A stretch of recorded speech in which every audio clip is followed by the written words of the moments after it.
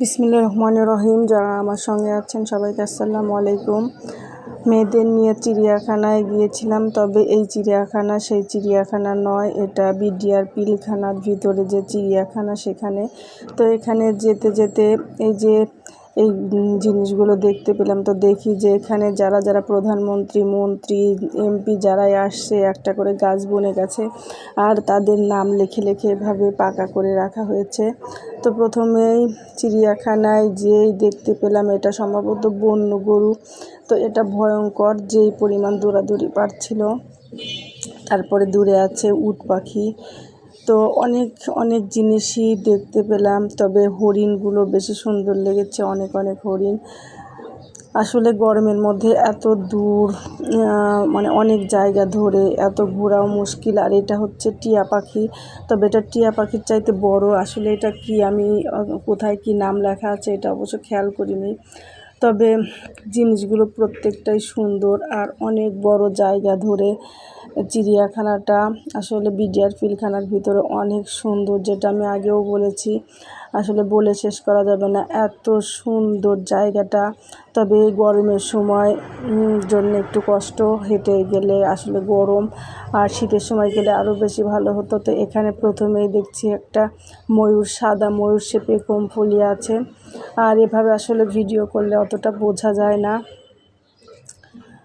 তারপরও ভিডিও করেছি কারণ এত সুন্দর সুন্দর জিনিস। তবে আরেকটা মজার জিনিস দেখাবো, সেটা হচ্ছে বন বিড়াল বলে, আবার গ্রামে বাগডাসা বলে, কেউ কেউ এটা কি বলে, মেছো বাঘ বলে। তো ওই জিনিসটা আমি প্রথম দেখলাম, এর আগে দেখিনি। চিড়িয়াখানায় অবশ্য গিয়েছি অনেকবার, কিন্তু ওটা দেখেছি কিনা মনে করতে পারি না। তবে এটার একটা কাহিনী আছে, সেটাও বলবো। তো এখানে বিভিন্ন রকমের ময়ূর, বিভিন্ন কালারের সুন্দর সুন্দর জিনিস। এগুলো দেখতে আসলে বাচ্চাদের জন্যও কি বড়দের জন্য কি, সব দেখতে আসলে ভালোই লাগে। তবে ভালো জিনিস দেখতে মনও ভালো লাগে। মন আসলে দেখি সব কিছু, অনেক কিছু করি, যে গ্রামের মানুষ বলে যে বাধ্য হয়ে ঢেঁকি গিলতে হয়। তো অনেক সময় বাধ্য হয়ে ঢেঁকি গিলতে হয়, কারণ আমার মন আসলে এখন কোনো কিছুই দেখতে চায় না, কোনো কিছুই করে সেই শান্তি পাই না, কোনো কিছুতেই মনে শান্তি নেই, আনন্দ নিয়ে কোনো কিছু করা সেটা আর হয় না। তারপরও এই যে ভাইকে দেখতে গেলাম, আমরা 7 ভাই বোন। তো 7 ভাই বোনের একজন অসুস্থ হলে আর 6 জন পাগল হয়ে যায়।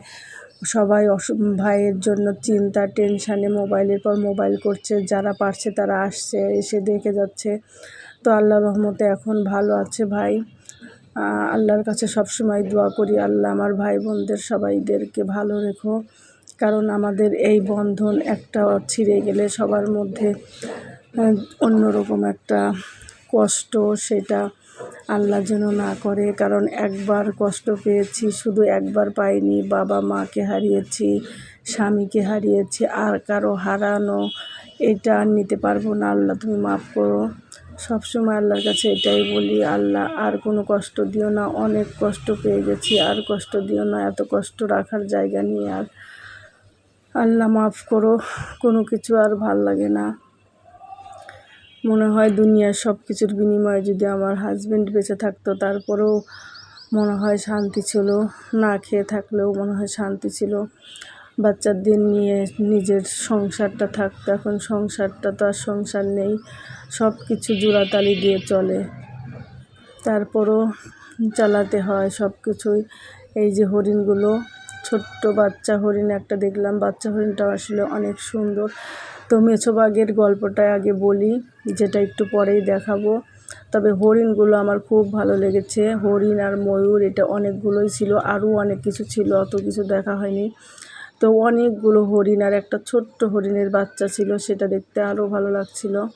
তো আমাদের বাড়িতে আগে তো সব সময় যে কাজের লোক দিয়ে কাজ করানো হতো, ছেলে কাজের লোক খড়ি কাটতো বা অন্যান্য কাজ, কৃষিকাজে সাহায্য করতো। তো কাজের লোক খড়ি কাটছিল, আর যে গাছের ডাল কেটে রাখা হয়েছিল অনেকগুলো, তার মধ্যে যখন সে ডাল টান দিয়েছে, তখন সে দেখে যে একটা বাঘ। তো সে তো চিৎকার, বাঘ বাঘ করে চিৎকার। তারপরে কিছুক্ষণ পরে আর সবাই বলে কি বাঘ কোথা থেকে আসবে, এখানে তো বাঘের প্রশ্নই ওঠে না।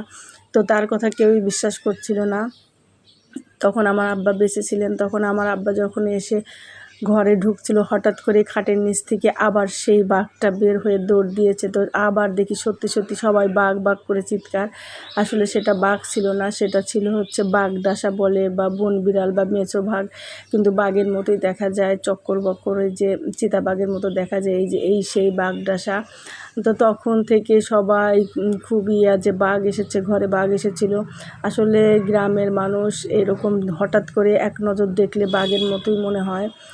যদিও বাঘের চাইতে অনেক ছোট, তারপরও চেহারা কিন্তু সম্পূর্ণই বাঘের মতো। তো এরা কিন্তু গ্রামে মুরগি, রাতের বেলা মুরগির খোপ ভেঙে মুরগি নিয়ে যায় খায়, বা খাসি বাহিরে খাসি যদি জমিতে রাখা হয়, খাসিদের ধরে নিয়ে খায়। তো বাস্তবে কখনো এভাবে দেখা হয়নি।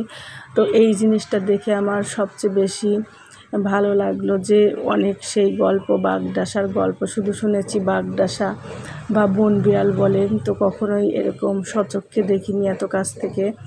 তো এটা দেখে অনেক ভালো লাগলো। তো সবাই ভালো থাকবেন আর আমার ইউটিউব চ্যানেলটি সাবস্ক্রাইব করবেন প্লিজ।